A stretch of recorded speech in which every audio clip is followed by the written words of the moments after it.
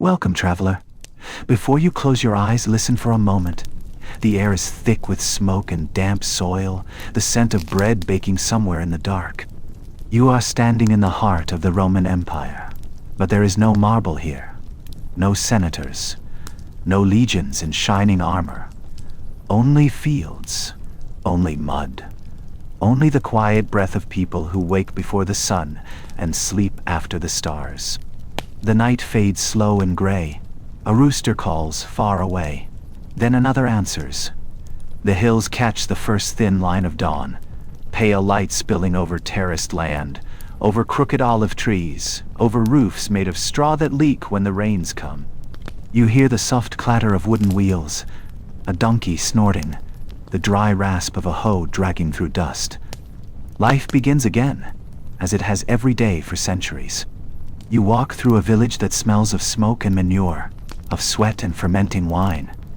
20 huts perhaps, clustered close for safety. Dogs stretch and shake themselves awake. A woman opens a door and steps into the morning with a clay pot balanced against her hip. Her feet are bare, the soles cracked. She walks to the well, lowers the bucket, draws water that glints faintly in the light. Each motion has been done 1,000 times before her, and will be done 1,000 after. This world belongs to the peasants, the countless millions who feed the empire, but will never see its marble heart. They are not slaves, but they are not free either. They are bound to the soil, to the taxes, to the endless turning of season after season. Their names are not carved on monuments. No poet writes of them. And yet without them, the empire would starve. You meet a man named Lucius, though in the village they call him simply Luca. His hands are black with soil that no washing will remove. He greets you with a nod, cautious at first. Strangers bring questions, and questions bring trouble. His tunic is rough wool, patched at the shoulder, smelling faintly of sweat and smoke. "You're up early," he says, voice low, eyes half tired. You nod. "The gods wake us all the same," he murmurs, and turns toward the fields. You follow him. The road is not paved, just dirt beaten flat by generations of bare feet. On either side lie fields of wheat and barley, still short, trembling with dew. You can hear insects whisper in the grass, and far away, the low rumble of an ox cart. The sun creeps higher. In the distance, you see the faint blue of mountains. The peasants gather in 2s and 3s. There is no ceremony to their work, only necessity. A man sharpens a plow blade with a stone, the rasp echoing through the morning. A young boy drives 2 oxen forward, shouting hoarsely, his small hands blistered. A woman bends to tie a vine, her back already aching. They move without hurry but without rest, every gesture exact, learned by memory more than thought. You take hold of a hoe, the wood smooth from use. The soil is heavy, clinging to your sandals. You strike, turn, strike again. The smell of earth rises warm and raw. Within minutes your arms burn. But Luca works beside you without pause, his breath steady, eyes fixed on the furrow ahead. You stop. The land stops, he says. And if the land stops, you starve. A bell rings faintly, not a church bell, but a hollow sound made by striking metal with wood. The women bring food from the village, a basket of coarse bread, a few onions, olives salted and wrinkled. They eat sitting in the dirt, not speaking much. A jug of watered wine passes from hand to hand, each sip small, careful. You take one and taste dust, smoke, sourness. It burns your throat but warms your belly. Around you, there is laughter, brief and quiet. Someone tells a story about a tax collector's mule falling into a ditch. Even Lucas smiles, though his eyes never soften completely. For every jest, there is a wound behind it. He points toward the hills. There was a village there once, he says. Bandits came, took the men, burned the rest. Now nothing grows but weeds, he shrugs. The gods look away sometimes. After the meal, work begins again. The sun climbs higher, harsh and white. You smell sweat, manure, crushed grass. Flies gather around every wound, every open mouth. A woman hums a slow tune to keep her rhythm. Her voice cracked but steady. Somewhere a child cries. Somewhere else, an old man coughs until he spits blood into the dirt, then wipes his mouth and keeps working. You begin to understand that survival here is not life as you know it. It is closer to endurance, a quiet defiance against hunger. You ask Luca how many children he has. 2, he says. You ask where they are. 1's in the ground, he replies without changing tone. The silence that follows is heavier than the air itself. The sun begins to sink. Shadows stretch long and thin. The oxen's breath comes rough now. Their hides shine wet. You hear the creak of the cart again. A merchant passing through, guarded by 2 soldiers with rusted helmets and tired eyes. They nod but do not stop. The peasants watch them go, silent. No one here forgets that the same soldiers who protect can also take. Evening brings a faint relief. The air cools. You return with the others toward the village. The huts glow gold in the low light. Smoke rises from the hearths, mixing with the smell of stew and damp straw. Children run barefoot through dust, laughing. Dogs chase after them, tails high. There is warmth, fleeting but real. Inside Luca's hut, a small fire burns. Julia, his wife, stirs a pot with a wooden spoon. The boy, the last of their children, sits by the wall, carving a stick. You sit with them. They share their meal. Lentils, barley, a strip of salted pork so thin it's almost transparent. The taste is plain but comforting. The wine is watered again. Luca drinks slowly, eyes on the fire.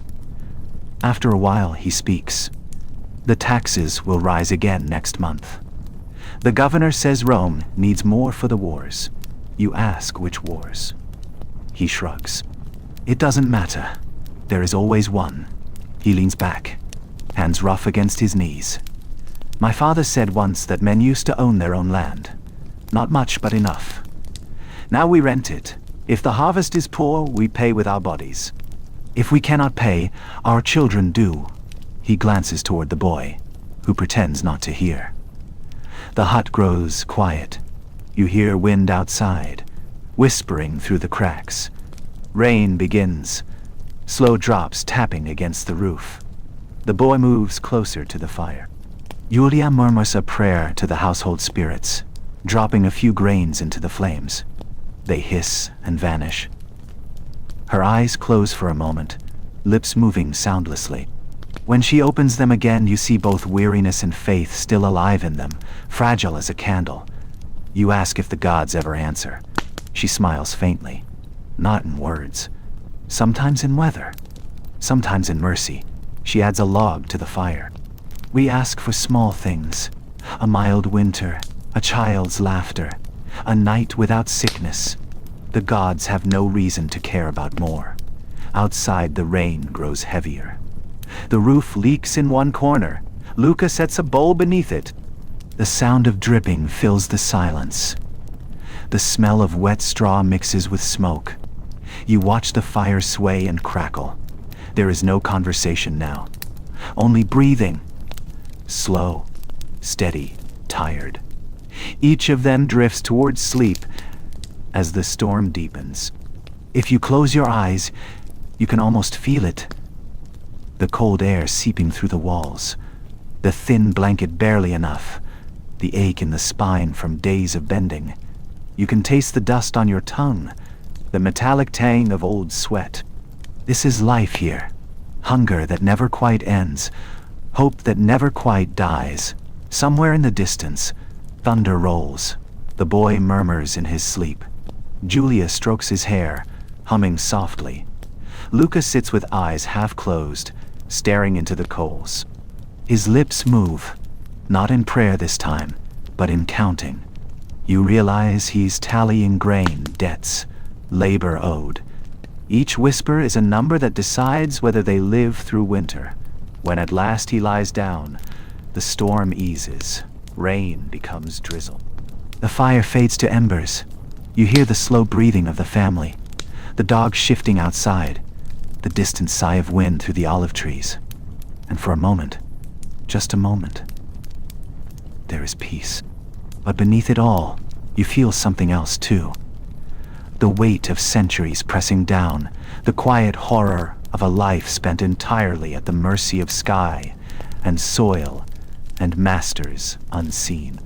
The empire is vast, but for those who live like this, it might as well be the size of a single field.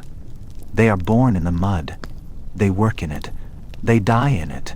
And the earth swallows their names as easily as it swallowed yesterday's rain. If you close your eyes, you can hear it still. The rustle of straw, the drip of water, the sound of a people who will never be remembered, yet who built everything. The dawn comes again, pale and gray, seeping through the cracks in the roof like water through cloth. You wake to the smell of smoke, of wet earth and ash. Luca is already up. He stands by the doorway, shoulders bent, scraping mud from his sandals with a stick. His breath fogs in the cold air. The fire has burned low, and the hut feels hollow without its warmth. Outside, roosters call to one another across the village, and dogs bark lazily in reply. Julia stirs in her blanket, then rises. She doesn't speak. There is no need. She moves to the hearth, adds a few splinters of dry wood, and blows softly until the flame returns. You watch her face glow in the flickering light, lined with fatigue, but calm.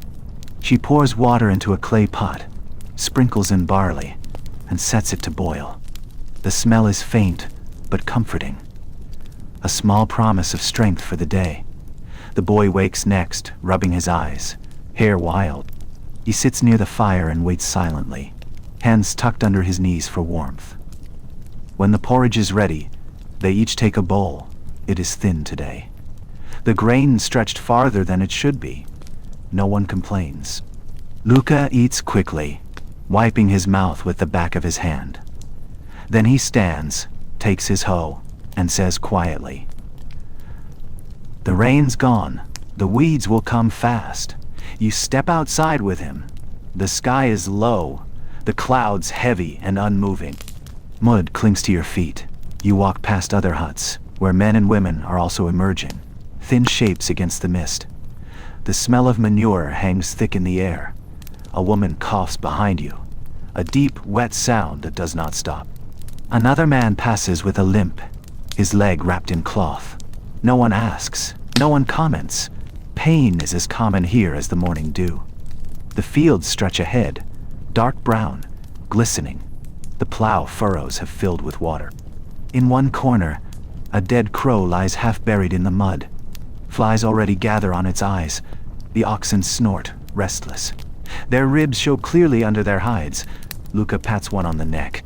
"We'll rest soon," he says softly, though the animal does not understand. It's a lie meant for himself as much as the beast. You begin pulling weeds by hand, roots slick and stubborn. The soil stains your knees and fingers. The cold bites your wrists. Every few minutes you pause to stretch your back, and every time Luca does not. He moves like a machine built from exhaustion, steady and unstoppable. When his breath becomes ragged, he spits into the dirt and keeps going.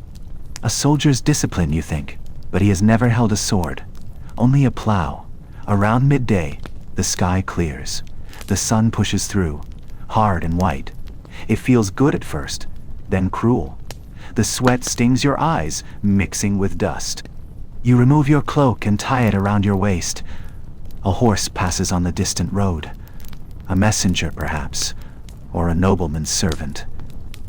His cloak is red, bright as blood against the dull land.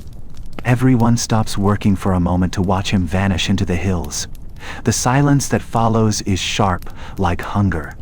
You ask Luca when he last went to the city. He laughs. A dry, hollow sound. The city, he says, once, long ago. I was 15. I went to sell olives. They took half as tax before I even reached the gate. I came home with blisters in less than I started. He straightens his back and wipes his brow. The city's not for people like us. The stones there drink men's sweat, and still they stay thirsty. The others laugh faintly, not at the joke, but at the truth inside it. A woman mutters, "The emperor eats on gold plates. My children lick theirs clean." No one answers her. There is nothing to say. Later, Luca points toward the hills again. Smoke rises there, a faint black thread curling against the sky. "Bandits," he says simply.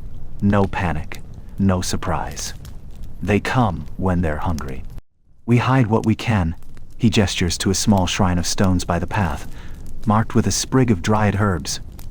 We ask Alaires to keep them away. Sometimes they listen, sometimes not. As the day wears on, a man arrives from a neighboring village. His face is drawn tight, eyes sunken. He carries a sack on his back and a scroll in his hand. The local tax officer's seal is pressed into the wax. Everyone goes silent when they see it. He reads aloud, "More grain required this season. A new levy for the army in the east." You can feel the anger in the air like the heat of the sun. But no one shouts. Anger here has nowhere to go. It only hardens, layer upon layer, like dust over old bones. When the messenger leaves, Luca kicks at the dirt. They take what we grow, and when we starve, they call us lazy. His voice is steady but cold. Once, a man refused to pay. They burned his hut and took his daughter. No one saw her again. He doesn't look at you when he says it. He just bends to his work again. By the time the sun begins to set, your body feels hollow. Your fingers shake when you try to lift another bundle of weeds. Luca's hands bleed from small cracks, but he does not stop. He hums quietly, a low tune without words, maybe to keep his mind from drifting too far. The boy arrives, carrying a jug of water. His face is red from running, but his smile is wide. For a brief second, Luca's expression softens. He takes the jug, drinks, and ruffles the boy's hair.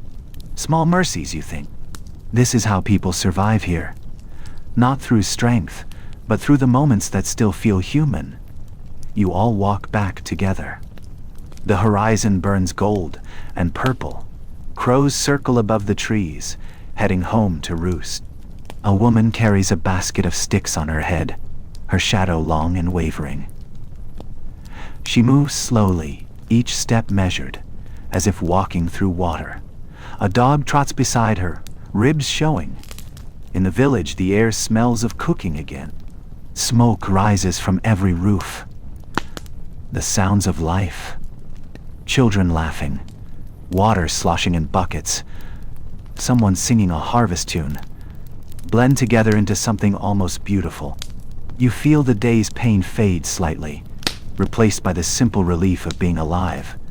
Inside Luca's hut, the fire burns brighter tonight. Julia ladles stew into bowls. The scent is richer. A rabbit, caught in a snare, added to the pot. She thanks the gods quietly before serving. They eat slowly, savoring the rare taste of meat.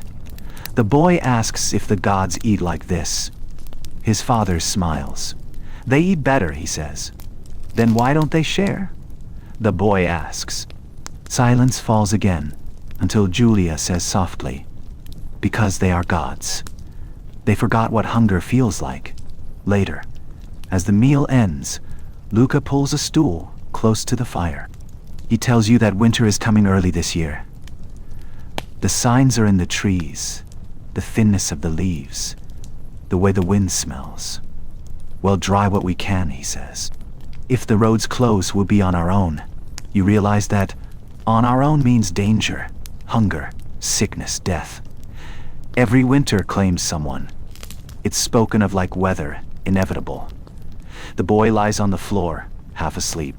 Julia combs his hair with her fingers, whispering something low. Luca pours the last of the wine into his cup, swirls it, then drinks. The Empire, he says quietly, staring into the flame, is like this fire. Bright, warm, but it eats what feeds it. When the wood's gone, it will die like everything else. You say nothing. There is nothing to add. The wind howls outside. The door creaks on its leather hinge. You feel the cold slipping through the cracks again. Luca throws another log on the fire, but the warmth never reaches far. Julia curls beside her son, pulling the blanket tight. The shadows dance on the walls, long, thin, like ghosts of all those who came before. You sit for a long while, listening. The faint crack of wood, the breathing, the sighs. And you think, this is the truth of empire. Not glory, not conquest, but people like this, fighting quietly, just to see another sunrise. Outside, the stars return, cold and sharp. Somewhere, a wolf howls in the distance. The sound drifts through the night, lonely and beautiful. You close your eyes. You can feel your body sinking into the earth, heavy and spent, as if the soil itself is drawing you back to where all peasants eventually go. The air grows colder with each morning. Frost begins to bloom on the grass before dawn, a thin white lace that melts beneath the first steps of the oxen. The soil hardens, and every strike of the hoe rings like iron on stone. Your breath hangs in the air, visible, like smoke from a dying fire. You wrap your cloak tighter, but the wind cuts through the wool as though it were linen. The boy's nose runs constantly now. Julia wipes it with the edge of her sleeve and says nothing. Winter is coming, and everyone knows it. You can see it in the way people move. Slower, quieter, conserving strength. The chatter that once filled the fields has faded. Now, work is done in silence. The only sound the scrape of tools and the distant creak of trees bending under the wind. Each day feels shorter, like the sun itself grows weary. One morning, Luca wakes before the first rooster call. You hear him muttering softly by the fire, wrapping a small bundle in cloth. Inside are a few figs, a crust of bread, and a copper coin. He sees you watching and nods. The landlord's man comes tomorrow, he says. We have to bring the grain before he does. You help him lift the sacks onto a wooden cart. Each one is heavy, nearly half of what the family has stored. You ask how much will be left. Enough, he says. Then, after a pause, maybe. The road to the landlord's villa winds through olive groves and barren hills. The trees here are ancient, their trunks thick, twisted like the hands of gods, too old to care for men. The wind hisses through them like breath through teeth. The cart's wheels sink into the ruts, and every jolt makes the oxen grunt. Luca walks beside them, head down, jaw clenched. By midday, you see the villa. White stone, red roof tiles, smoke rising from a tall chimney. It looks almost like another world. Slaves move about the courtyard, carrying baskets, drawing water, sweeping dust that will return with the next breeze. A steward greets Luca, dressed in fine wool, dyed faintly purple, a color peasants could never afford. He checks the sacks, marks something on his wax tablet, and nods curtly. Short by a measure, he says. Luca stiffens. The rain came late. The yield was less. The steward shrugs. The empire still eats. You watch Luca's eyes, the flicker of anger there, quickly smothered. He bows slightly, murmuring, "Yes, sir." The steward's smile doesn't reach his eyes. He tosses a small copper coin toward Luca. It lands in the dirt, dull and cold. For your trouble, Luca picks it up, wipes it on his sleeve, and says nothing. On the walk home, he doesn't speak for a long time. The sun sets behind the hills, staining the sky with the color of rust. Finally, he says, "A man grows food, but he cannot eat without permission. He builds a house, but it stands on someone else's land. Tell me, what does he own?" You have no answer. He spits into the dirt and keeps walking. That night, the stew is thinner than before. The boy asks if there will be bread tomorrow. "There will," Julia says softly. but her voice trembles just a little. Days pass. The cold deepens. You can see your breath even inside the hut. Frost creeps along the walls, glittering faintly in the firelight. The roof leaks again, dripping steadily into a bowl. Outside, the wind moans like a living thing. The trees sway, their bare branches clawing at the sky. The food stores shrink. Each meal becomes smaller. Luca cuts the bread into thinner slices, and the boy learns not to ask for more. You can hear his stomach growl at night. Sometimes Julia slips him her share when Luca isn't looking. Sometimes she doesn't eat at all. Disease follows hunger. First a cough, then fever. It spreads quietly, like mist. A woman in the next hut dies within a week. Her husband buries her alone, marking the spot with a simple stone. The priest comes from another village, mumbles a prayer, takes a hen as payment, and leaves before dusk. The man burns herbs in his doorway afterward to keep the sickness from returning. No one visits him anymore. The boy begins to cough too. It's a dry, small sound at first, then harsher. Julia crushes garlic, boils it with honey, and makes him drink. The smell fills the hut. Sharp, sweet, desperate. Luca sits beside him, saying nothing, his hands clenched on his knees. You see fear there, but also the stubbornness of a man who knows the world will not stop for his grief. He whispers, "The gods don't take the young this early." But the gods, as always, remain silent. Nights grow long. The sky seems endless, filled with stars that watch but do not help. You lie awake, listening to the wind rattle the roof, the child's cough breaking the silence again and again. In the dark, Luca murmurs stories, half prayers, half memories. He speaks of summer, of times when the fields were gold, when laughter rose with the scent of grain. He speaks softly, as if trying to remind himself that those days were real. Weeks pass. One morning, the boy's cough stops. The stillness that follows is worse than any sound. Julia's hands shake as she touches his face. Luca turns away, his breath uneven. There are no words. The world outside continues. The wind, the animals, the distant clatter of someone splitting wood, all indifferent. You help dig the grave at the edge of the olive grove. The soil is frozen hard. Each strike of the spade rings like stone. When the hole is deep enough, Luca lowers the small bundle wrapped in linen. Julia places a sprig of rosemary on top. They stand there for a long time, saying nothing. That night, the fire burns low. Julia sits staring into it, eyes hollow. Her lips move silently, as if still speaking to someone unseen. Luca sits beside her, hands clasped, head bowed. The silence between them is deep, but not empty. It's filled with everything they cannot say. After some time he whispers, "The gods are cruel." Julia shakes her head slowly. "No," she says, "they are just far away." Days blur into one another. The sickness takes more. A man collapses in the fields. By morning, he is gone. A child is found near the well, face pale, lips blue. The women burn straw and herbs, waving the smoke through their huts, but it does little. The priest does not come again. Rumors spread that the gods are angry, that someone broke an oath, that the dead are walking. Fear seeps into every corner like the cold itself. Luca stops talking about spring. His eyes grow darker, his shoulders heavier. He works still, even when there is no reason, repairing fences, sharpening tools, cutting wood that no one will burn yet. Work becomes his only prayer. You watch his hands split, bleed, and heal again, until the skin no longer looks human. Sometimes at night you hear him outside, speaking softly toward the boy's grave. You can't make out the words, only the tone, half anger, half apology.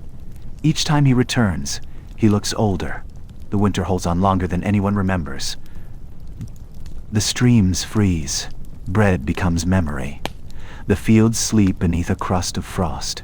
Men begin to steal from one another, not out of malice, but need.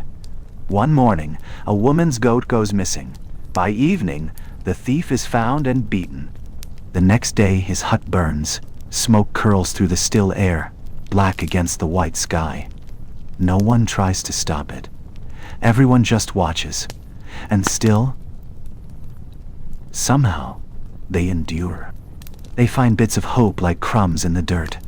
A hen that lays again after weeks. A clear sky. A neighbor sharing a handful of beans. Life bends, but it does not break.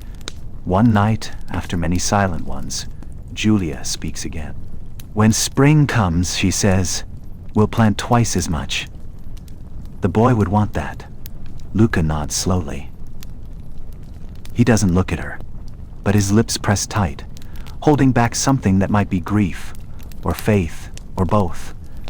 The fire crackles softly.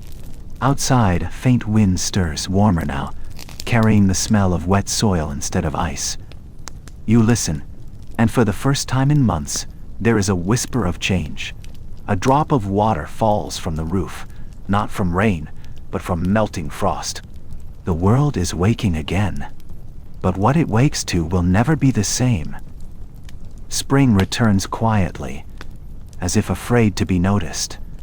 The snow melts in thin gray lines that carve paths through the fields, carrying bits of soil and straw. You smell the thaw before you see it, that damp, heavy scent of mud and life pushing up through death. The air softens, birds return, and for the first time in months, the sound of water flowing drowns out the sound of coughing. The village wakes with cautious hope. Men mend tools worn to splinters. Women sweep out the huts, lifting handfuls of dry reeds to burn the sickness from the air. Children who survived run barefoot again, laughing in shrill bursts that sound almost foreign after the long silence of winter. Yet behind every smile, there is absence, faces that should be here but aren't. People glance toward the empty huts without speaking. The living have learned not to count too loudly. Luca walks to the field one morning with his hoe over his shoulder. The ground is still soft, dark, streaked with the pale green of new shoots. He kneels, touches the soil with his bare hand. For a long moment he doesn't move. Then, quietly, he says, "It's warm again." His voice sounds different. Thin, worn, but alive. You work beside him, turning the earth. The smell of it is rich, full, almost sweet. Worms twist through the furrows, and tiny sprouts fight their way to light. Luca's movements are slower now. His back curved permanently, from years of bending. He pauses often to catch his breath. But there is a quiet persistence in him, the same patience that lives in the soil itself. Julia joins you later, carrying a small pouch of seed. She scatters them in neat rows, her fingers trembling slightly. Each handful seems like a prayer. She doesn't speak of the boy, but every motion feels like speaking to him, a conversation of hope between the living and the dead. When a bird lands nearby to peck at a seed, she waves it off gently. "Not yet," she says softly. "Let him have his turn first. The days grow longer. The sun warms the backs of your hands again. There is still hunger, but it feels different now. Less cruel, more patient. At night, you eat lentils and wild greens, and sometimes, if luck holds, a bit of fish from the river. The taste of salt on your tongue feels like luxury. When wine comes to the table again, it is watered so thin it barely colors the clay cup, but the warmth of it spreads far beyond its strength. Life begins to move again. A woman gives birth in the neighboring hut. The midwife's voice carries through the walls, calm and low. The cry that follows is small, sharp, miraculous. People come quietly the next day to look, not to coo or touch, but to see proof that life still returns. A baby's breath in a village that has buried too many is worth more than gold. The landlord's man comes again, riding in on a chestnut horse, boots clean, cloak bright. He surveys the fields, nodding to himself. "Good soil this year," he says. Luca wipes his hands on his tunic, says nothing. The steward dismounts, pokes at the earth with his boot. "The emperor will be pleased," he adds, as if that should bring comfort. Then he mounts again and rides off, dust trailing behind him like an insult. "After he's gone," Luca mutters, "the emperor will never smell this earth." His voice holds no anger, only truth. "The emperor will dine on bread made from these grains, drink wine from these vines, but he will never feel the soil between his fingers, never wake before dawn to pray for rain." And still, Luca works. On festival day, one of the old ones from before the empire, the villagers gather at the grove beyond the fields. There, beneath a wide oak, they pour the first wine of spring into the ground, thanking the spirits of the land. No priest leads them, no Roman official records their offering. It is older than any empire, this ritual, a whisper to the world itself, asking it to remember them kindly.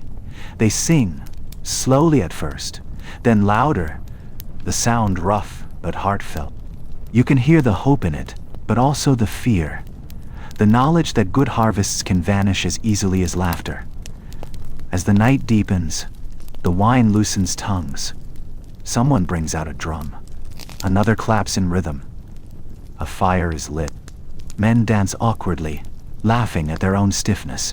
Women join, skirts swirling, feet stamping the soil that will feed them. For a brief hour, the empire disappears. There are no landlords, no taxes, no soldiers, only the pulse of life refusing to die. Even Luca dances, his movements small but real. You see the faintest smile on Julius' lips, a fragile spark of something that looks like peace. But peace in this world never lasts long. Summer comes hot and dry. The wind carries dust from the south, and the sky turns white with heat. The river shrinks, revealing stones that haven't been seen in years. The crops bend, thirsty. You watch Luca's face grow tighter each day, his eyes scanning the clouds that never come. Every morning he touches the soil, testing it, hoping for coolness. Every evening he shakes his head. Rumors spread again, that the empire's armies are losing in the east, that taxes will rise once more. No one doubts it. A man says he heard of rebels in Africa refusing tribute, and that Rome burned their villages to ash. Someone else says the gods are punishing the world for too much pride. The words change from hut to hut, but the meaning stays the same: fear. You see that fear in the way people look at the sky, half praying, half cursing. In a poor harvest, gods and emperors blur into one indistinct shape of power that gives and takes without reason. You feel it in Luca's silence, in Julius' quick glances at the horizon, in the tired way the village moves when hope grows thin again. One evening, as the sun sinks behind the hills, a cloud finally forms.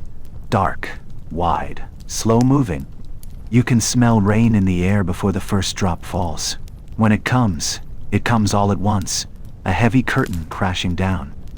People step outside their huts, faces lifted to the sky, laughing, crying, shouting thanks. The earth drinks greedily. Mud splashes up to your knees, but no one cares. You hear Luca laugh for the first time in months. A sound rough and raw, but alive. He grips your shoulder. "Maybe," he says, "the gods do listen after all." That night, the rain drums endlessly on the roofs, washing away dust and fear together.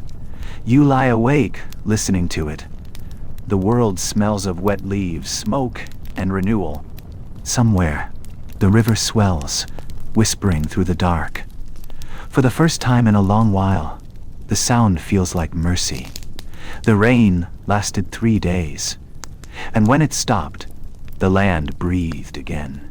The soil turned black and soft, rich as spilled wine. Small green shoots pierced through the wet earth like hope made visible. In the mornings, mist hung low over the fields, and the air smelled clean, a rare, temporary kind of purity. For a few weeks it felt as though the world had been forgiven. Luca walked with a straighter back now.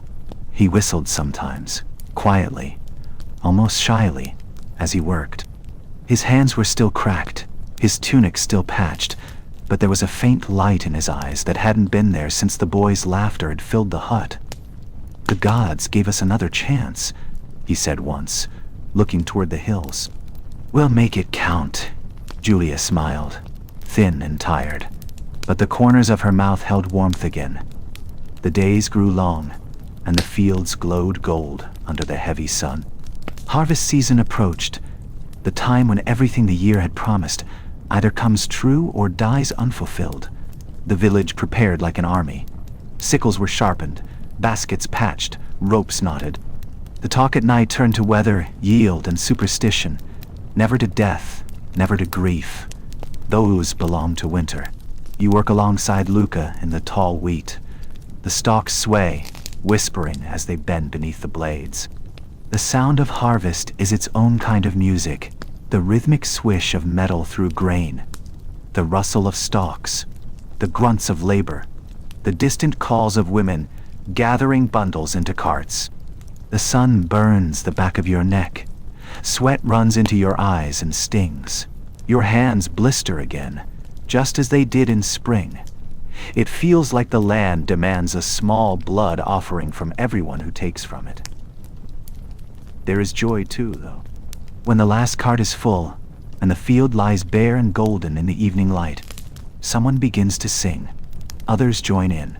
The voices rise, rough and uneven but strong. They sing of grain and rain and love and loss. The same words their grandparents sang, and those before them. Julia's voice, low and cracked, weaves through the others like a thread of smoke.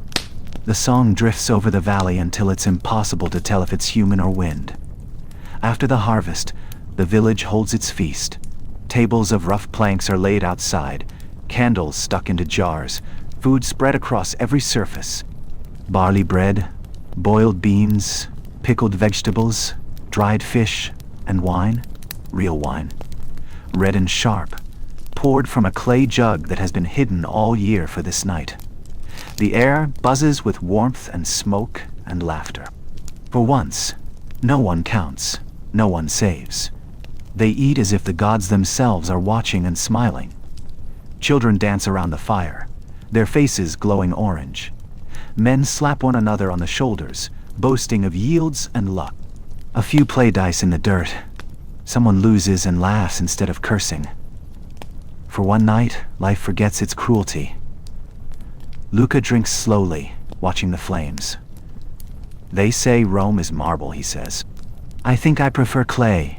You nod, and he grins, a small, crooked thing, but real. As the fire dies low, stories begin. The kind told only in darkness. Old tales of spirits that guard the fields, of ancestors who walk under the new moon. A woman swears she saw her husband's ghost near the well, smiling. Another claims a white owl spoke her name before the last storm.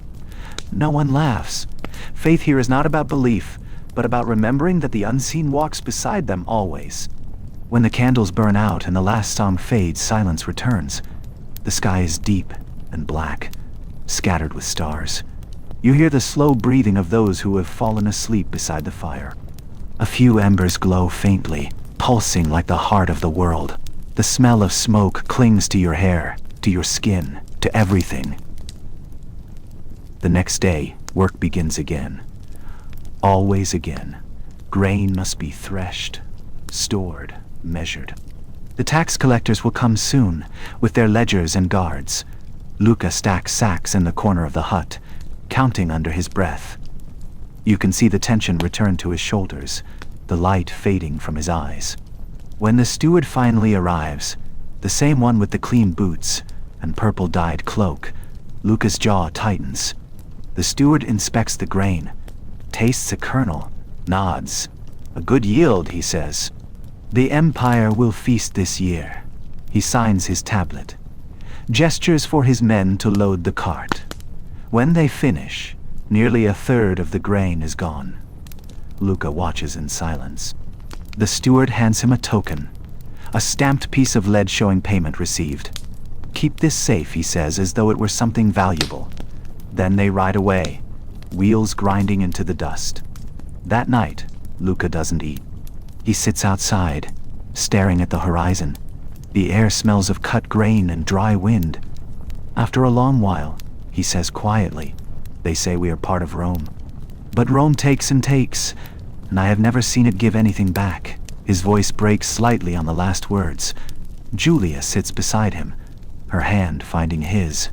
Neither speaks after that. Autumn creeps in. The fields, once gold, fade to brown. The nights lengthen again, cool and sharp. The cycle begins its slow turn back toward darkness. The villagers gather firewood, patch roofs, dry beans and herbs for winter. Every motion is repetition. Every gesture echoes the ones that came before. You realize that time here is not a line, but a circle, looping endlessly. Birth, work, hunger, death, and back again. There are moments of beauty still. The smell of baking bread, the sight of fog curling over the fields at dawn, the sound of children running through fallen leaves. But even beauty feels heavy, as if it must share space with sorrow. You see it in Julia's face when she looks toward the grove where the boy lies. You see it in Luca's shoulders when he lifts a tool. The world gives and takes without reason. Then one morning, frost appears again, glittering on the rooftops. You wake to silence. That deep, muffled quiet that means winter has come. The first breath of it seeps through the walls, cold as iron. Luca rises slowly, joints stiff, and goes to the hearth. He lights the fire with hands that shake slightly, not from age but from wear. "Another year," he says. His voice carries no triumph, only endurance. Outside, the sun climbs pale and distant. The fields lie bare once more. In the stillness, you can hear every sound: the creak of wood, the crackle of fire, the faint beat of a heart that refuses to stop. And you understand that this is how they survive, how they always have, by waking each day, even when the world gives them no reason to. If you close your eyes, you can almost feel it, the roughness of their hands, the warmth of the hearth, the ache that never leaves their bones. You can taste the dust, the salt of sweat, the faint sweetness of bread shared among those who have nothing. You can hear their laughter, low and human, echoing through the years. You can feel the truth of them, fragile, stubborn, eternal. And you know that though their names are lost, their breath still lingers in the soil, in the rivers, in the wheat that grows anew each spring.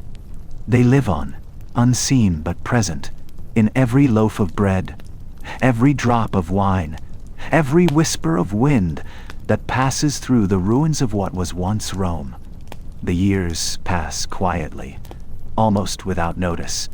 The fields that once swallowed Luca's youth now bear his age. His hair grows gray, his hands knotted and swollen, the bones standing sharp beneath the skin. Each morning he rises slower, groaning as he straightens his back. Still he works. The body may protest, but the land does not care. And to stop is to die. The boy's grave, by the olive grove, has long been covered by grass and flowers. No stone marks it now. Only Julia remembers the exact spot, and each year, when the first blossoms appear, she leaves a small loaf of bread there, whispering, "For you." She does not cry anymore.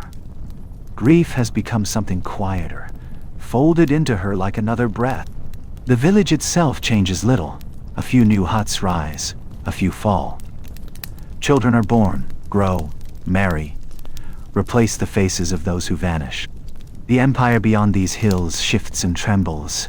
New emperors, new wars, new gods. But the peasants live as if the world stands still. Their only empire is the soil. A new family moves into the empty hut near Lucas. Refugees, they say, from the north, where barbarian raids burned their village. The father's leg is bound in cloth, the mother's arms are thin as reeds, and the little girl clings to her tunic, silent. Julia brings them bread the first night.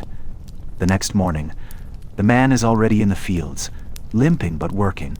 No one needs to ask his story. Here, every story is the same. Hunger, loss, endurance. Luca's strength wanes with each season. His son, born 2 winters after the first boy's death, has grown tall, shoulders broad, voice deep. His name is Gaius, though most call him Gilo. He works hard, faster than his father ever could now. Sometimes Luca watches him from the edge of the field, eyes narrowed against the sun, pride hidden beneath fatigue. "The land listens to him," Julia says. "It listened to you first," Luca answers. She smiles. "It only remembers the young. The days follow their eternal rhythm. Sowing, tending, harvesting, birth, sickness, death. And yet, small changes creep in.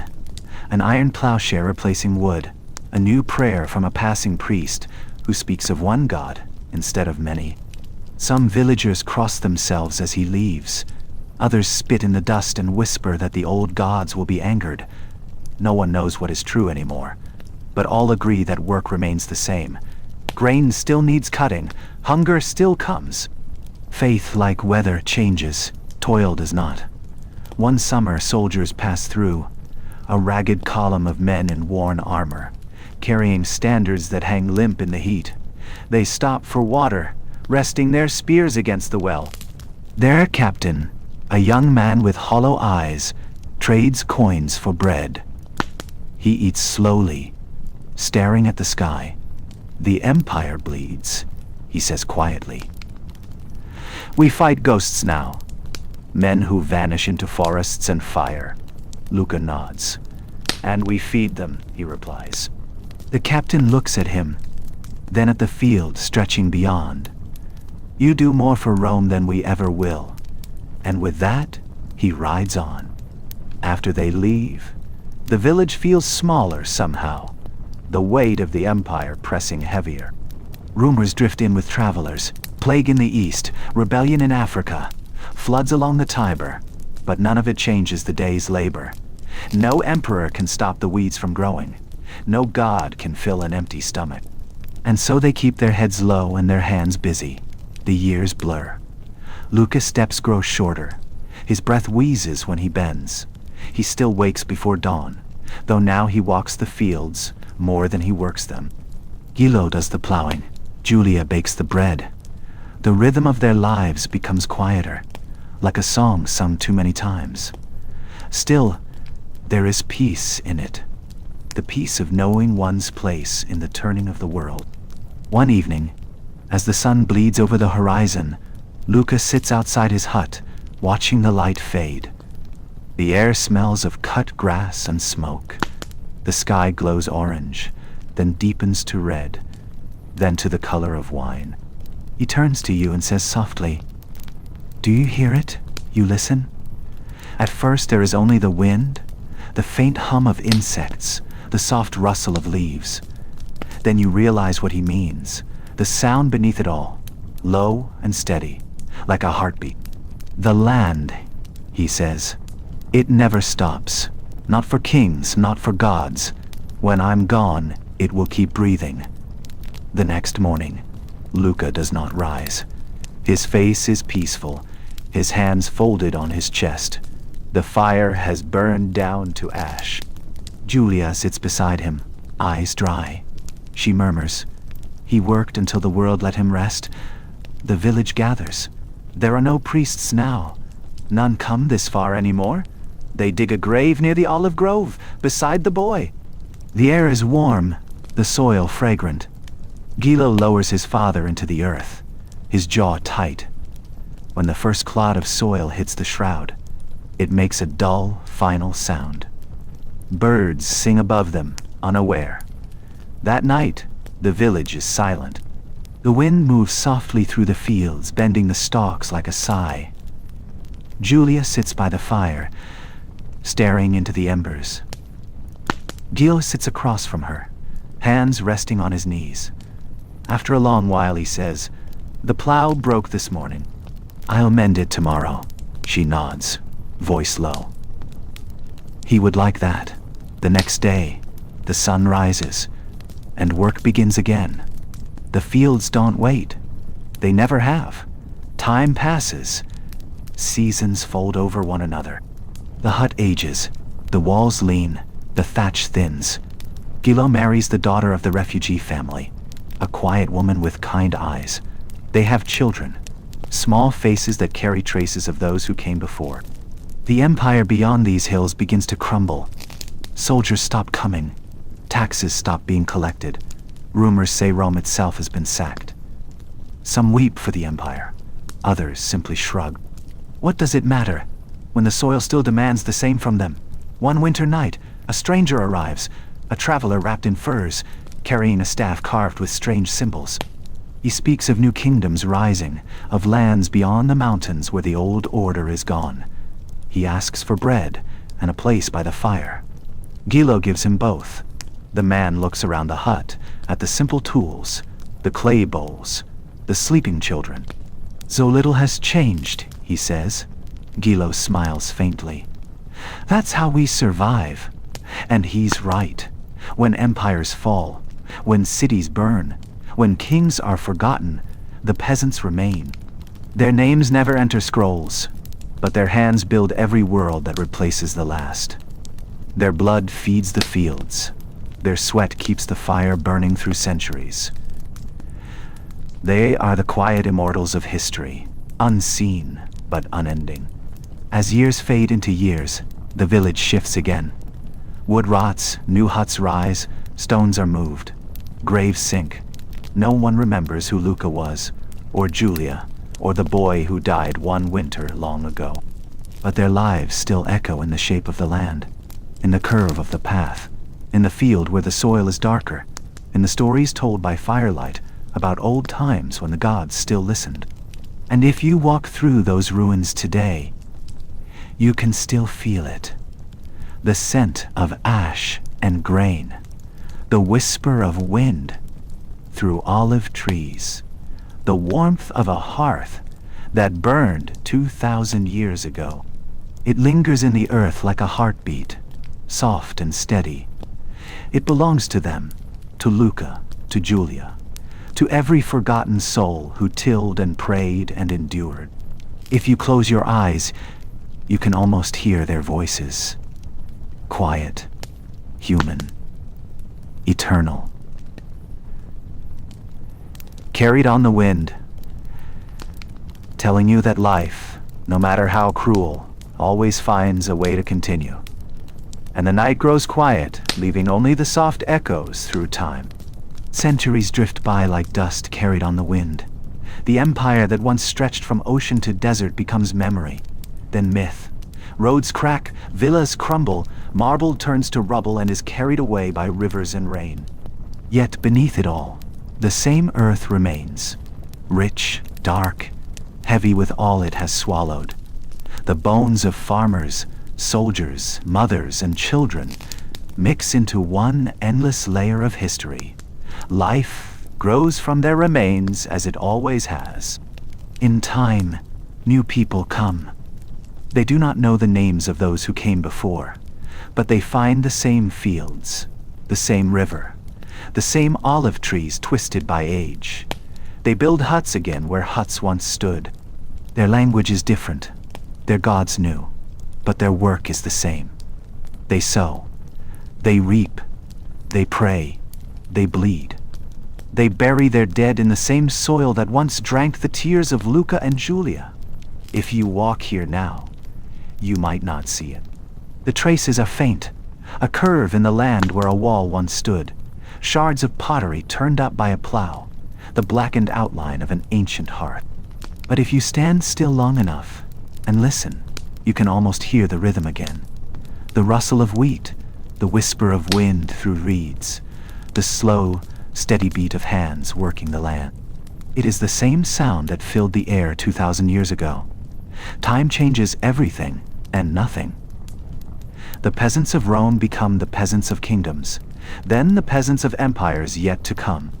Each ruled by new masters, each taxed in new names, each promised salvation by new gods. And still they rise before dawn. Still they pull weeds with aching hands. Still they love, they laugh, they bury their dead, and they start again. It is the quiet continuity of humanity, a truth stronger than power, older than faith. Somewhere, perhaps, one of Luca's descendants still works this soil. His tools are iron now, his clothes different, his tongue changed by centuries of voices layered over one another. But when he stands at dawn and feels the chill of the morning, when he watches the light crawl over the hills, he is living the same moment his ancestor lived. His breath joins the same wind. His sweat feeds the same earth. The world has turned, yet it has not moved at all. And you, standing here, breathing the same air, are part of it too. You walk the roads they built, eat the grain they once grew, drink from rivers shaped by their hands. You live on the bones of their labor. When you light a fire, its warmth carries the memory of their hearths. When you rest, the silence you hear is the same that filled their nights. Their story never ended. It only changed shape. The horrors of their life, the hunger, the cold, the death, are buried deep, but not forgotten. They echo through time, not as cries, but as whispers, reminders of what endurance means, of what it costs to survive.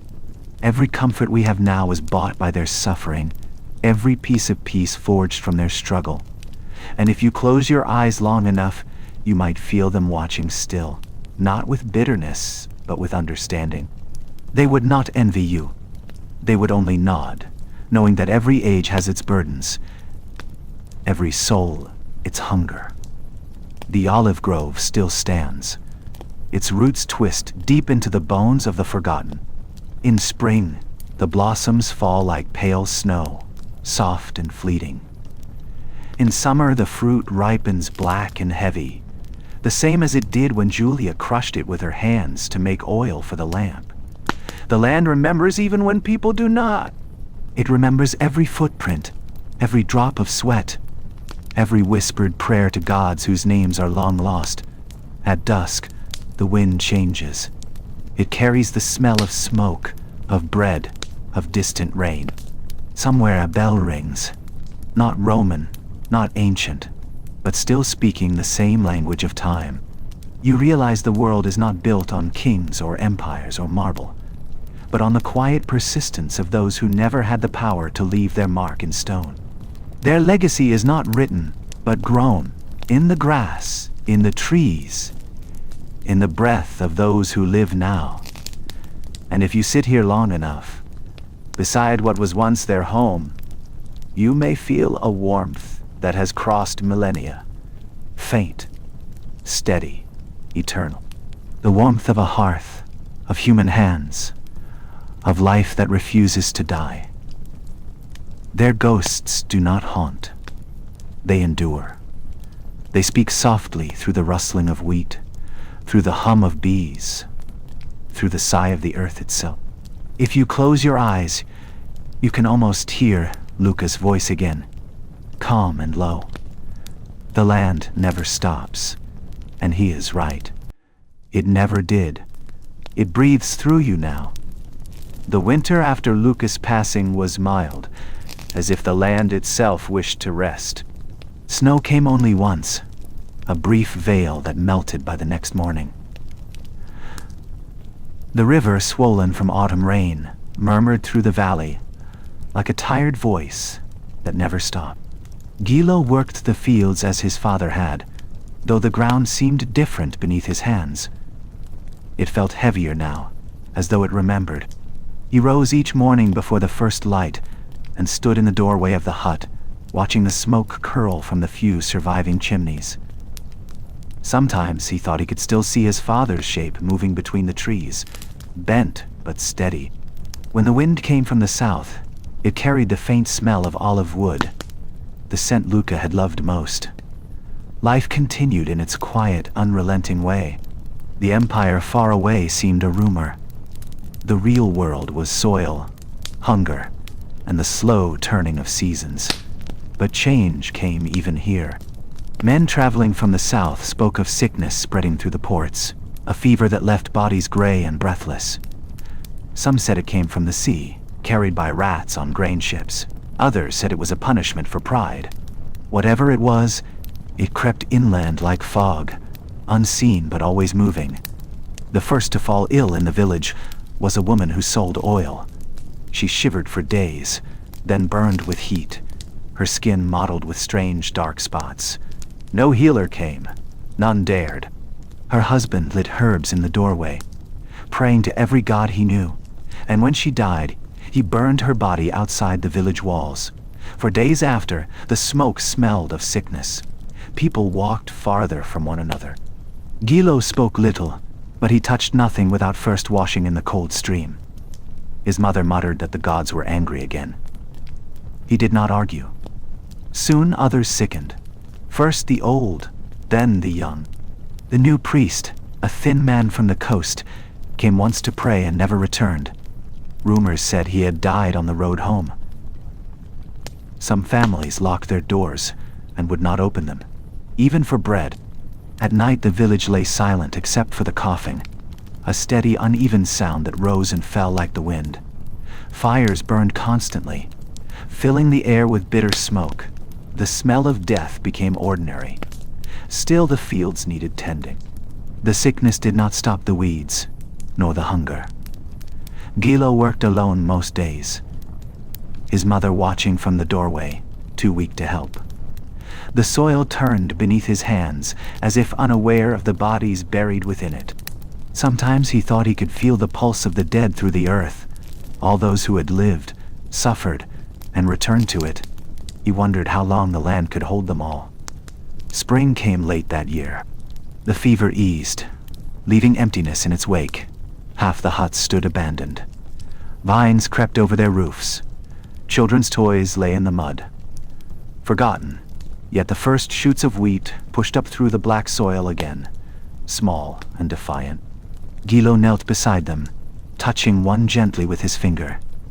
It bent, then straightened again. He smiled for the first time in many months. The river ran high with snowmelt, and fish returned to the shallows. People came out of their huts cautiously, blinking in the sunlight. They spoke little of what had passed. The living never do. They simply began again.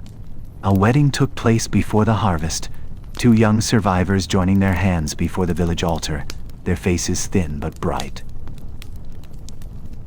For one evening, laughter returned. Music, too, a reed flute echoing through the fields until night swallowed it whole. But the empire's shadow was long. Soldiers came again, these ones thin and hollow-eyed, their armor dented, their banners tattered. They demanded grain, saying the wars in the east had worsened, that rebels had taken towns, that Rome needed every sack it could find. Gilo told them there was little left. The officer looked around at the empty huts and said, "Then you will give what remains," and they took it. By the time they left, the granary was bare. The village watched them disappear down the road, the sound of hooves fading into the wind. No one cursed them. No one had the strength. Hunger returned before winter. Gilo hunted when he could. Hares, birds, anything that moved. Some nights he found nothing, and they ate roots and boiled bark. Julia grew frail. Her hands trembled when she tried to knead the dough. One evening she looked at her son and said, "Your father once said the land never stops. Make sure it remembers us kindly." Then she closed her eyes and did not wake again.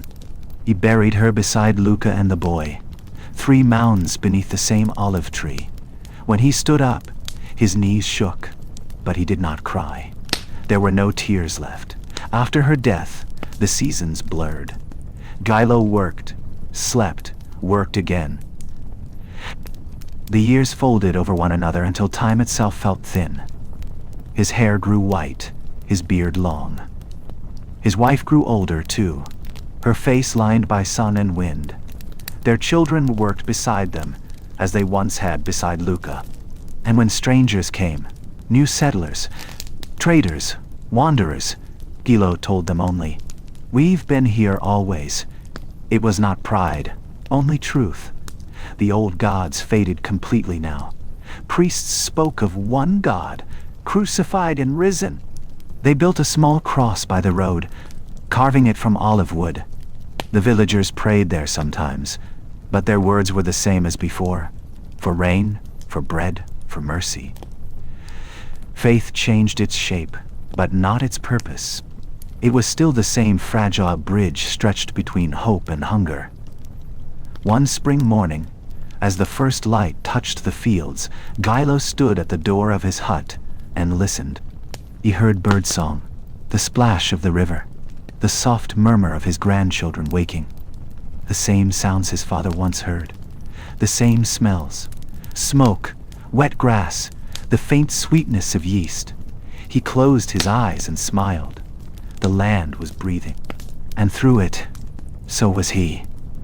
When he died many years later, they buried him beside the others.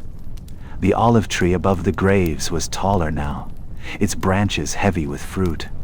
The villagers pressed its oil and burned it in their lamps. The light that filled their huts came from the same roots that fed the dead. It was the truest circle of all. And so it continued: children born, fields plowed, lives lost and remembered, then forgotten again. The empire that once ruled the world faded like smoke, but the rhythm of life beneath it never stopped. And even as centuries turned to dust, the land kept its heartbeat, slow and certain, whispering the same promise to every soul that bent to its will. You are dust, but dust endures. If you close your eyes, you can almost hear it still. The creak of the plow, the breath of the oxen, the hum of a woman's song carried by the wind. These are the voices of Rome's true survivors, not the emperors, not the generals, but the nameless hands that shaped the earth itself. They are gone, yet they are here, woven into everything that followed. And when the night falls, quiet and wide, the stars above shine on their graves, as they did then, cold, patient, eternal. And below, the earth sighs softly in its sleep, holding all their stories within it. Centuries turn like pages no one reads. Rain and sun erase what men once built. The empire dies not with fire or battle, but with forgetting. Laws crumble, coins lose their meaning, and the tongue of Rome twists slowly into new shapes that even its gods cannot recognize. The villa that once claimed the harvest collapses, stone by stone, its mosaics buried beneath weeds. Roads crack, swallowed by roots and silence, yet the land endures, always the land. Each spring it breathes again, and where fields once rippled with wheat, forests grow thick and wild. Boars root through the ruins. Birds nest in what were once ovens and doorways. The olive grove survives, older and wider, its bark rough as bone. The air there still smells faintly of smoke after rain. A new people come. They speak another tongue, harsher, shorter, filled with sounds the Romans never used. They find the ruins, take what stones they need, and build anew. They give the river a new name. They dig in the same earth, and find shards of pottery, a rusted sickle, a coin with a face too worn to know. They turn it in their hands, shrug, and toss it aside. They have their own lives to live. Time folds again. The old olive tree dies, hollowed by centuries, but from its roots another grows. Its fruit tastes the same. Its leaves shimmer the same silver green in the sun. The people who live here now pray to a single God, and when they cross themselves before a meal, they do not know that their gesture is as old as the layers, as old as the first grain sown in this soil. They think of heaven, not empire, yet their backs bend in the same rhythm. Their hands crack in the same cold. Far away, new empires rise and fall. Steel replaces iron. Parchment becomes paper. Ships replace carts. But here, where the wind still moves between the same hills, where the river still hums over the same stones, the heartbeat of the land does not change. At night, when the fields are dark and still, you could believe the peasants are still there. Their fires flickering low, their voices soft, their stories told again and again. And perhaps they are. Perhaps the world never truly forgets those who kept it alive. Each breath of wind over the fields carries a trace of them. Sweat, ash, laughter, prayer. Every footprint left in the mud echoes one that came before. The land holds memory the way the sea holds salt. It cannot be washed clean. One autumn morning in a far-off century, a man walks this valley with a staff and a small pack. He is not a farmer but a scholar, searching for the bones of Rome. The air smells of pine and wet stone. He steps through what remains of the village. Fragments of walls, a half-circle of blackened stones that might have been a hearth. He kneels, brushes the dirt aside, and finds a shard of pottery, curved, reddish, worn smooth by time. He turns it in his fingers and imagines the hand that made it, the fire that baked it, the meal it once held. He does not know their names, Luca, Julia, Gilo, but he feels them in the silence. He can almost hear the faint rhythm of their world beneath the rustle of the grass. He writes in his notebook, "Settlement, early imperial, commonwear." Then he closes it, but the story does not close. The land hums beneath his feet, quiet and endless. As he leaves, the wind rises through the olive trees, whispering across centuries. It carries no words, only the sound of breathing, of soil turning, of life refusing to disappear. And if you stand there after he's gone, and listen long enough, you will hear it too. The same low murmur that has never stopped. The pulse of those who once lived, worked, and died here. It is not a voice, but it speaks. It says that no empire lasts. It says that no death is final. It says that what is sown in struggle endures beyond the reach of kings. And when the sun sets behind the hills, painting the stones gold one last time, you might understand what they knew. That all we build, all we dream, all we lose, returns to the same earth that holds us. And that the earth, patient and ancient, remembers everything. If you close your eyes, you can still feel the warmth of the hearth, faint but steady, somewhere deep beneath the soil. It glows there, untouched by time, a quiet promise that the past never truly ends. The night grows quiet, and what remains are the soft echoes through time. The scholar follows the curve of the river until the path dissolves into reeds. Mist rises from the water, thick and cool, wrapping the ruins behind him in silence. He carries the shard of pottery still, turning it in his hand as though the warmth of the past might seep through its surface. A single olive tree stands nearby, gnarled and hollow, its roots wrapped around stones that were once the corner of a wall. He rests a hand on its bark. It feels alive, rough, ancient, pulsing faintly with the same rhythm he feels beneath his ribs. He wonders who planted it. Perhaps it grew from a fallen seed, or perhaps a peasant pressed it into the soil one spring morning and prayed for it to take root. He pictures the hands that dug the hole, broad, cracked, dirty, and the face that leaned over it, lined by years of sun and dust. He thinks of how those hands must have held children, bread, tools, and loved ones in their final moments. He closes his eyes and can almost smell the smoke of a long-dead hearth. The modern world lies only a few kilometers away. Cars hum along asphalt roads where the Roman track once cut through the hills. A farmhouse squats in the distance, whitewashed and solid, its roof of red tile gleaming under the late sun. There, too, a man tends the earth, not with oxen now, but with a machine that growls and leaves the same lines across the soil that the plow once made. The air still smells of wheat, still hums with the same insects, still rings with the bark of dogs and the voices of those who live close to the ground. 2,000 years have passed, and yet it feels like only a single breath, drawn deep and exhaled slowly. The scholar stands there a long while. He knows that history will list emperors, wars, and monuments. But standing in this valley, he understands that the true empire was always made of quieter things, of sweat drying on skin, of laughter before dusk, of mothers singing to sleeping children while wind whispered through the cracks of the roof. That empire never ended. It changed its name, its tools, its prayers, but it kept living. He sits beside the olive tree and writes in his notebook again, not the words of measurement and classification, but something smaller, softer. The land remembers everything. Then he closes the book and lets the silence return. As evening falls, he walks back toward the modern world. The sound of the river fades behind him, replaced by the hum of distant engines, the faint pulse of electric light awakening in the towns below. Yet something of the past follows him. The smell of soil on his hands, the weight of the shard in his pocket, the sense that he has stepped between two worlds that are, in truth, one and the same. Night settles over the valley. Bats flicker through the dark.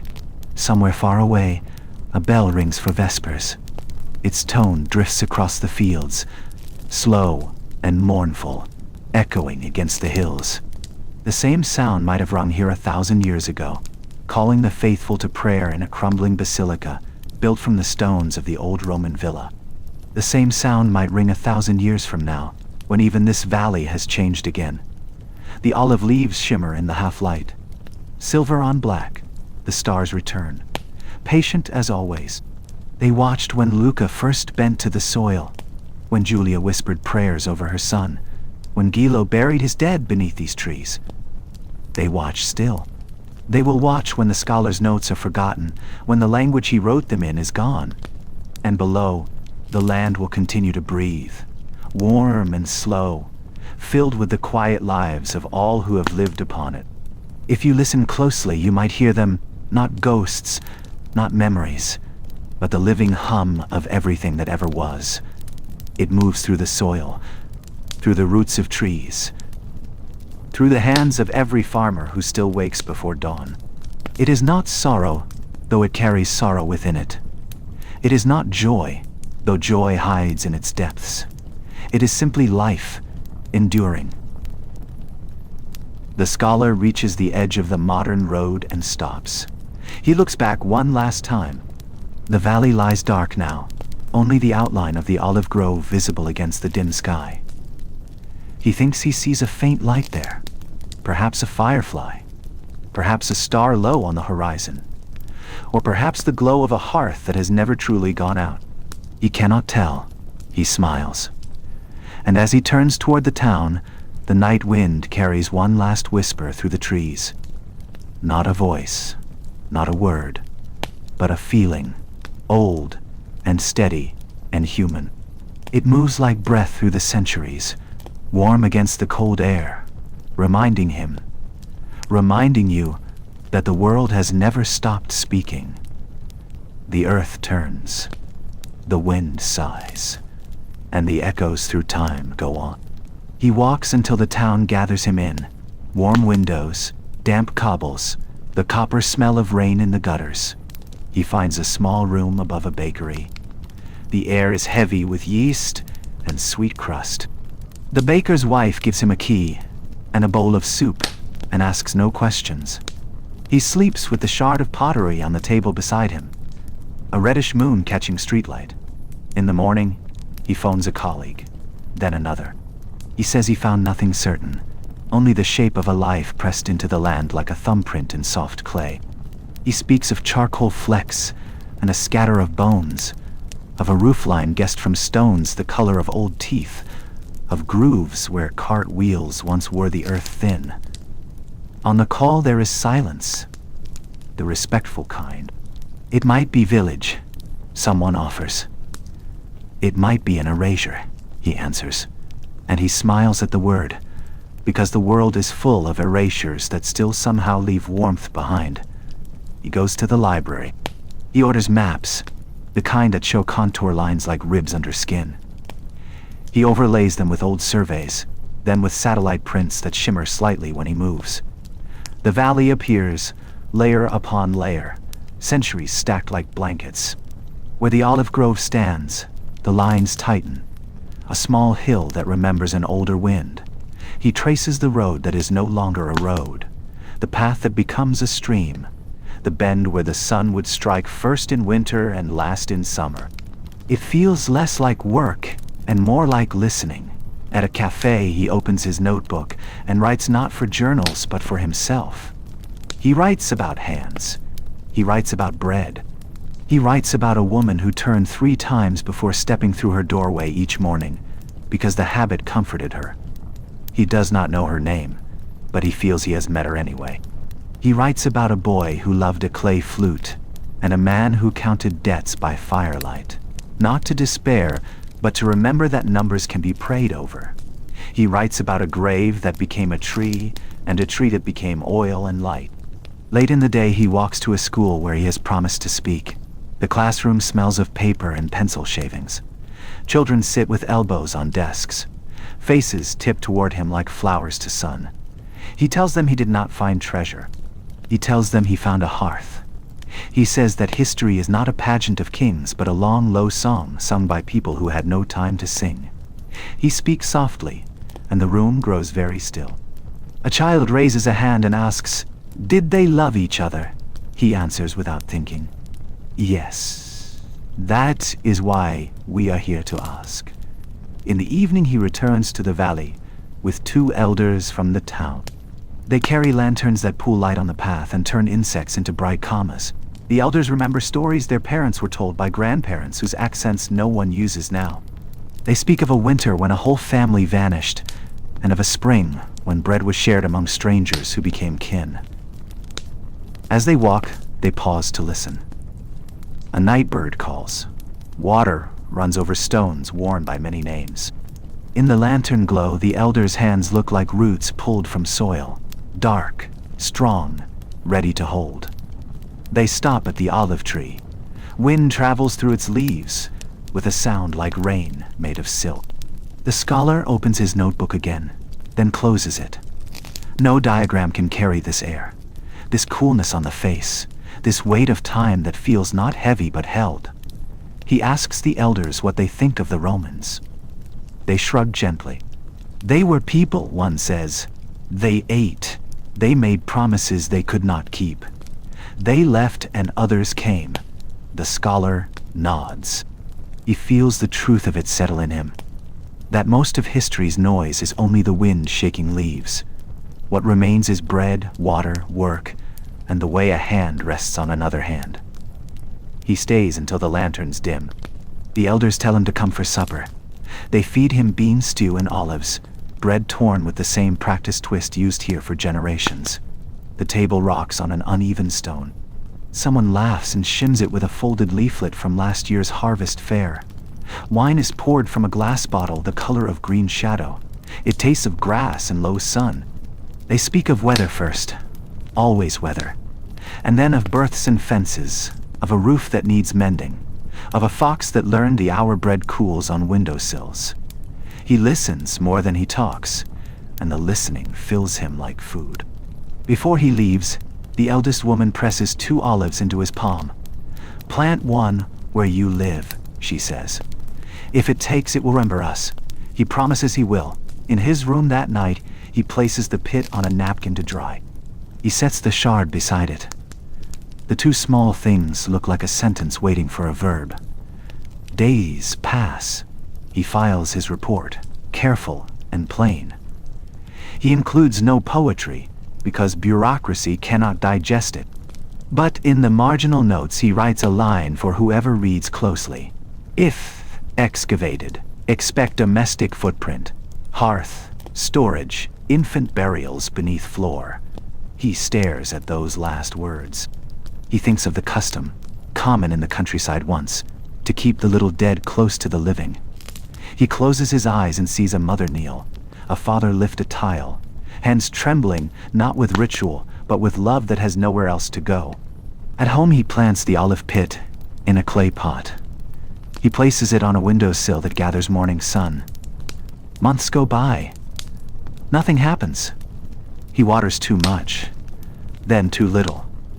He tells himself he is a scientist and should know better. One day he decides to empty the pot, to end the small grief of hope.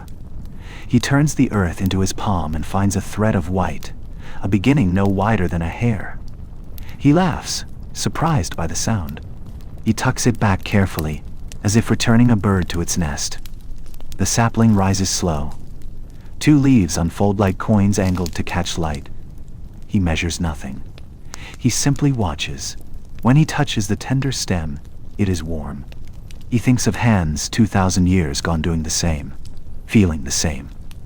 He understands then that time is not a line but a fabric, and touches how we find its weave. He shows the tree to his daughter. She is small, with a gap between her front teeth, and a habit of humming without noticing. He tells her it grew from a pit, given by people who live where Rome once breathed. She asks whether the tree will remember those people. If we do, he says. Together they press more earth around the base with the flat of their fingers. The scent comes up rich and deep. She whispers to the pot, as if to a pet. Grow, she says. It is safe here. On a summer night they eat on the balcony. Bread, tomatoes, cheese soft enough to spread with a spoon. The city glows. Far below, buzzes yawn at corners. Someone plays a radio too loud and then softer, as if ashamed. The olive leaves move when the air moves. The scholar tells a story about a valley and a tree and a hearth. The child begins to drowse in her chair, head nodding, a half smile unfastening her mouth. He carries her to bed and returns to sit beside the plant. The night feels familiar, as if he has stepped through a thin door into another age where the same lullaby is playing low. He takes the shard from the shelf and sets it on the table beside a bowl of salt. He thinks of all the meals it once witnessed, of hands that wiped it clean with the heel of bread. He thinks of a winter when a boy's cough faded into stillness, and of a spring when laughter learned the path back to the door. He thinks of a man who counted by firelight, and of a woman who pressed a sprig of rosemary into a grave. He pours a few drops of wine onto the soil in the pot. For the household, he murmurs without certainty, and certainty is not needed. If you close your eyes, you can feel the warmth gather.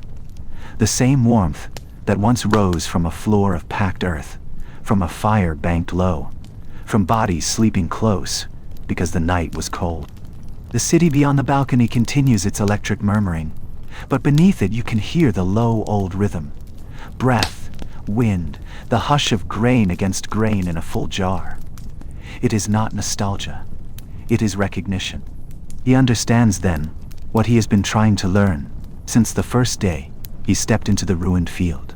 That survival is not only the absence of death, it is the keeping of small promises, to plant, to share, to remember, to tell a child a story that makes her sleep easier, to pour a little wine where others once poured, not because gods demand it, but because gratitude does. When he finally sleeps, the olive leaves turn a little in the drab. The shard on the table glows the faintest red in the streetlight, a small ember refusing to go out. In his dream, the valley returns. Mist and reeds, the sound of water over stone, a path that knows his feet. He hears footsteps ahead, unhurried. He does not call out. He does not need to. He knows who walks there. Morning comes pale and clean. He waters the tree. He holds the pot in the square of sun and feels the clay warm alive in his hands. He sets it down and goes to work. And the day begins, like every other day, in every other age. With labor, with bread to earn, with the hope that the evening will bring light and a place to sit, and with the knowledge that beneath all our noise, the earth keeps breathing for us, as it did for them, as it will long after we are gone. The sapling grew faster than he expected. By the third spring it was nearly as tall as his daughter. Its leaves flickered silver at noon and black at dusk, the same shifting light that had shimmered on 1,000 Roman mornings. Neighbors asked about it. He told them the truth, that it came from a valley near the sea, from a pit offered by people who still lived where Rome once worked and prayed. Sometimes they nodded politely. Sometimes they leaned closer, touched the bark, and asked what it meant. It means, he said, that the ground remembers. He began to speak publicly again. Lectures first, then articles, but his tone changed. He no longer spoke of strata and typology, of datable ceramics or distribution patterns. He spoke instead of the texture of bread when the flour is coarse, of the sound a bronze sickle makes when it strikes a stalk, of how even a broken pot can hold a little warmth after fire. Students filled the rooms because he spoke softly and made the past sound like breath, not marble. He told them that archaeology was not about finding things, but about learning how not to forget. A young reporter came to interview him for a magazine that printed in color. She was curious about the olive tree. He led her to the balcony, where the leaves caught the city's glow. She took photographs, asked for a quote. He said, "The more we study ruins, the more we realize we are living in one, but a ruin that still flowers." She smiled, not sure whether to call it optimism or warning. The article appeared 2 weeks later with the headline, "The Hearth of the Forgotten." It traveled farther than he expected.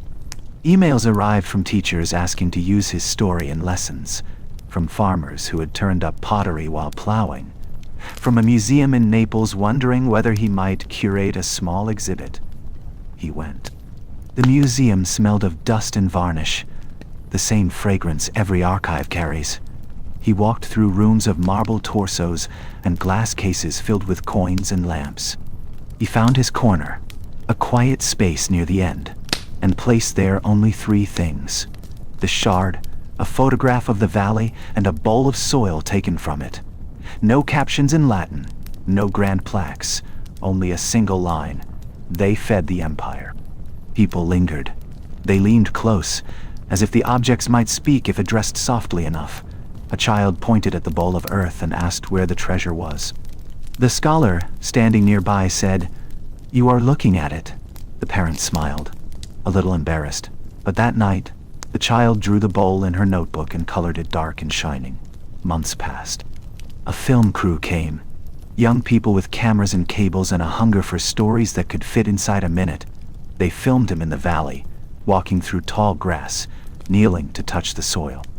They asked him to repeat lines that sounded dramatic. He tried, but his words kept turning quiet. At last they let him speak freely. He said, "If you put your hand here, you will feel warmth. Not from the sun, from time." The cameraman nodded and did not cut away. When the short film aired, it spread quickly. Strangers sent messages again. Not about research, but about their grandparents, about small villages, about fields that smelled the same everywhere. He answered each one, slowly, sometimes with only a sentence. Hold on to the small stories. The museum kept the display. Other curators added their own bowls of soil, from Greece, from Egypt, from Brittany, from wherever the empire had once stretched. The collection grew until it filled an entire wall. Shades of brown, black, red, yellow. Visitors called it the map of breath. No 2 handfuls of earth were the same, yet side by side, they looked like one body. Scholars debated the meaning. Children pressed their noses to the glass. Somewhere, in the valley itself, a farmer heard of it and sent a note written in careful script. "The field still gives olives. The stones still warm in summer. Tell them we are well." The letter was displayed beside the bowls. Its paper yellowed quickly, but the ink stayed clear. The scholar grew older. His lectures slowed. He preferred to sit by the olive tree, now heavy with fruit. When it dropped its first olives, he gathered them and soaked them in brine. The taste was sharp, alive. He smiled, because it was the same taste the world had always known. A taste of earth and labor, and waiting. His daughter, now grown, visited with friends. They sat beneath the tree, glasses of wine catching the city's light. One of them asked about the bowl of soil in the museum. The daughter told the story better than he ever could. When she finished, one of her friends said, "It sounds like myth." She shook her head. "No," she said, "it's proof." Her father listened, quiet, the way Luca once listened to the wind through wheat. He realized the story was no longer his. It was moving through other mouths, other hands. It had become part of the same endless rhythm he had spent his life chasing. The rhythm of things that refused to end.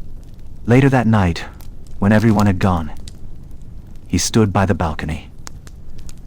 The trees' leaves shimmered under the streetlight, silver and dark, like waves on a quiet sea. He touched the bark. It felt warm. Below him, the city murmured, traffic, voices, laughter, footsteps. He could hear, beneath it all, the same low sound that filled the valley once, the sound of people alive in their labor, their love, their breath. He whispered to the night, not to the gods or the dead, but to the living. Remember to touch the earth sometimes. And the wind, moving through the leaves, answered in its oldest language, a rustle, a sigh, a promise kept. Years drift by like dust in morning light. The scholar's name fades from the museum label until it becomes a line of type that few read. The bowls of soil remain. A new curator arrives, young, careful, with eyes that notice the cracks in glass as much as the treasures behind it. She keeps the map of breath. She polishes the cases not for shine but for clarity, so visitors can see the soil without glare.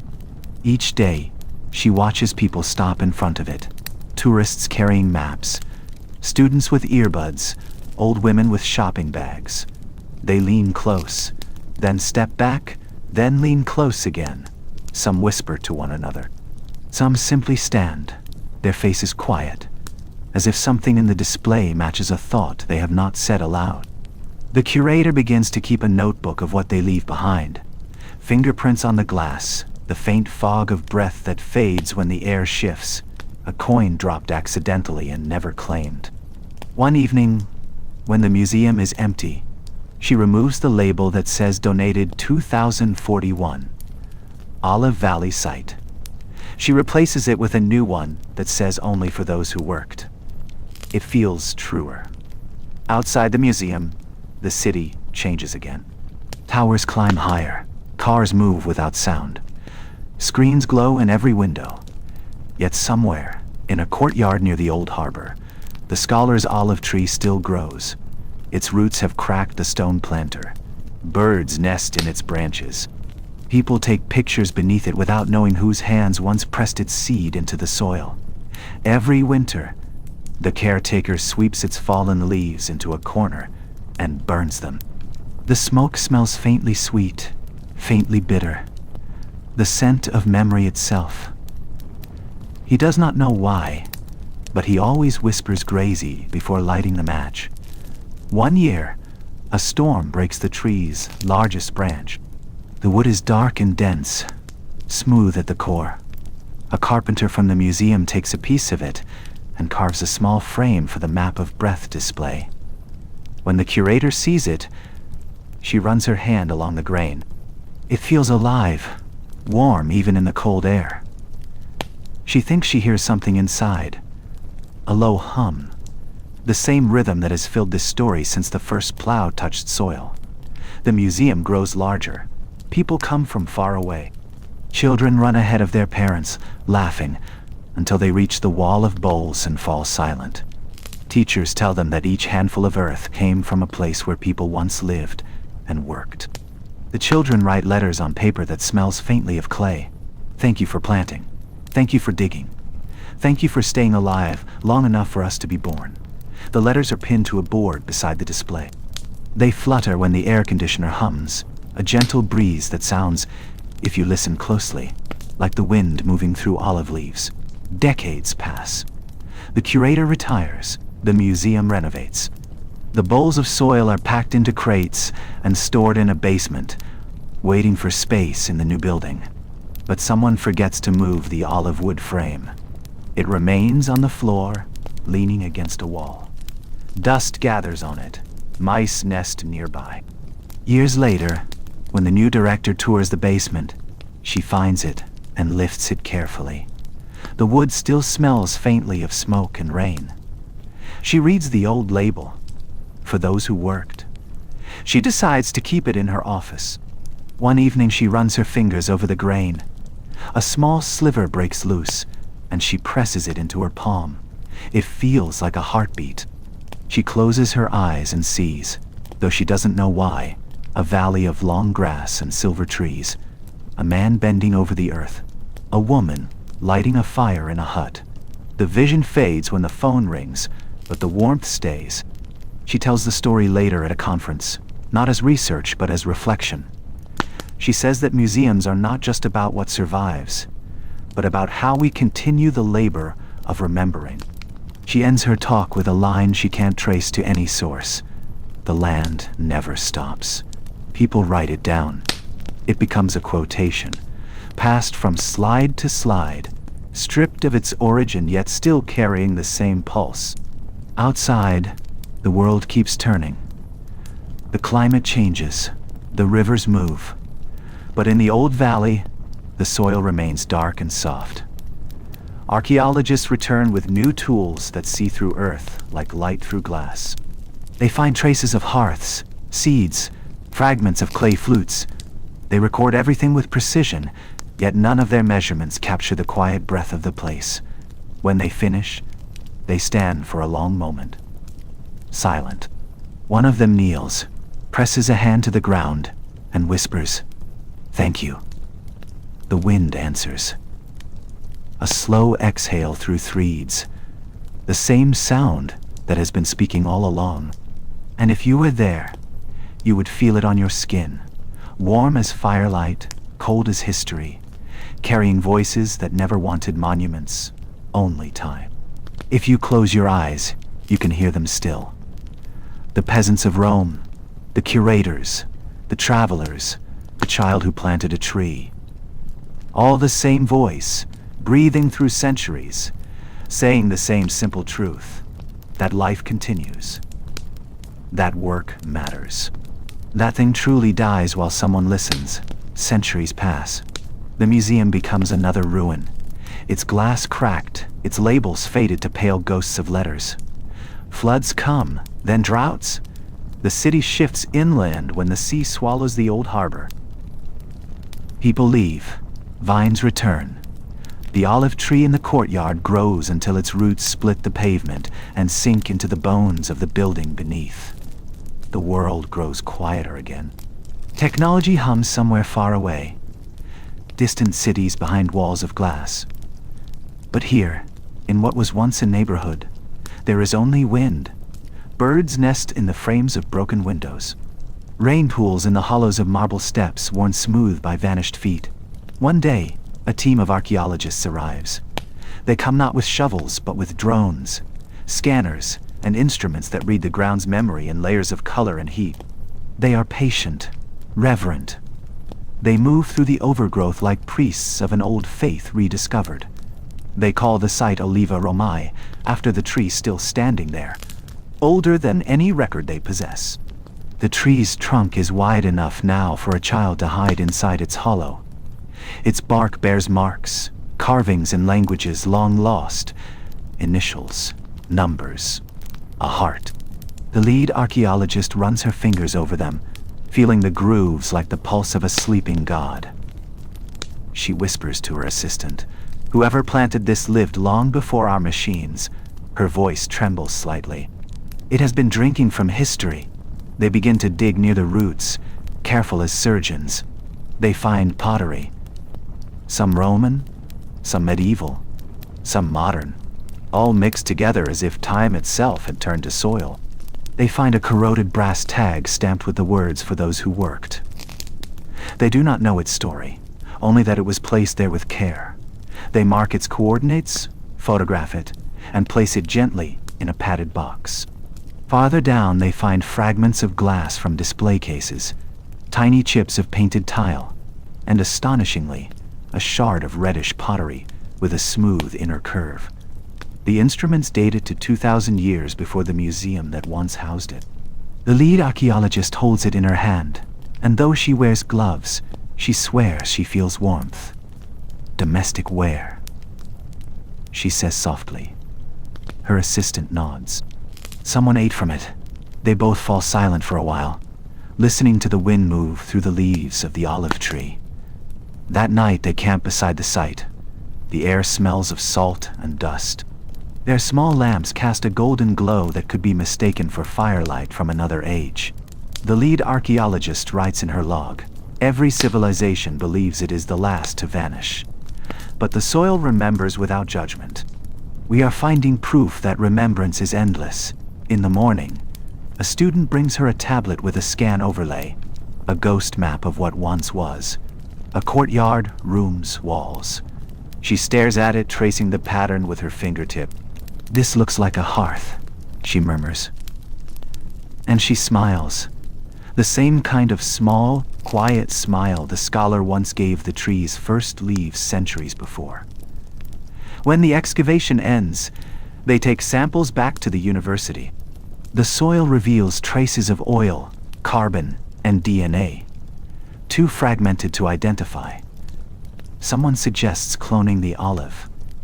Others debate ethics, resources, priorities. The lead archaeologist listens to them argue, then says, "We don't need to remake it. We only need to know it grew." They fall silent. In the stillness, everyone understands. The seed is collected anyway, a small pit from the ground near the roots. It is placed in a clear vial and stored among thousands of other relics. Meteor dust, polar ice, pollen grains. A tag on it reads, Olea Europaea. Origin unverified. See first, 21st century CE. Inside the vial, it sleeps, waiting for light. Years later, in another country, a student studying ancient agriculture finds the seed listed in a database.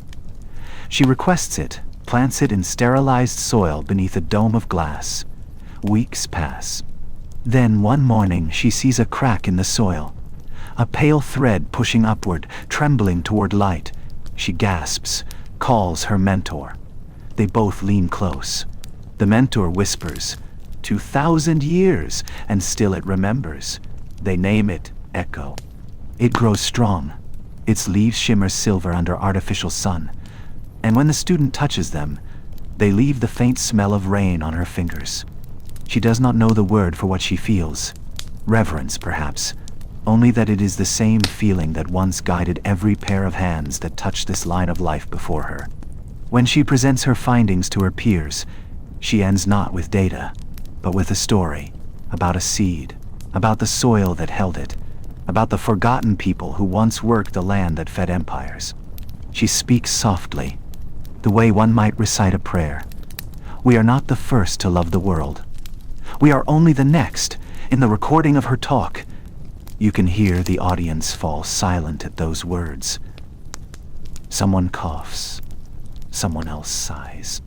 Then applause, steady, warm, human. That night, when the laboratory is dark, the light above the olive tree flickers. The leaves move as though a breeze has passed through, though the air is still. And if you could stand there, in that silent room, centuries from now, and close your eyes, you would hear it again. The breath of the land, slow and patient, still remembering. And the night grows quiet, and what remains are the soft echoes through time,